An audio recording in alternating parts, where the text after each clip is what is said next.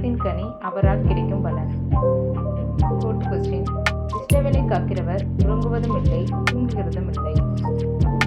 5th question. கர்த்தரோ நீதியுள்ளவர். 6th question. கர்த்தர் நமக்கு பெரிய காரியங்களை செய்தார். 7th question. நம்முடைய சகாயம் வானத்தையும் பூமியையும் உண்டாக்கின கர்த்தருடைய நாமத்தில் உள்ளது. 8th question. கர்த்தரிடத்தில் கிருபையும் அவரிடத்தில் திரளான மீட்பும் உண்டு. 9th question. உன்னை நேசிக்கிறவர்கள் துதித்திருப்பார்களாக. 10th question. இஸ்ரவேலுக்கோ சமாதானம் உண்டு. நெக்ஸ்ட் நம்மளுடைய ஃபைனல் 11th ஸ்பெஷல் கொஸ்டின். வேலைக்காரரின் கண்கள் யாருடைய கையை நோக்கி இருக்கும்?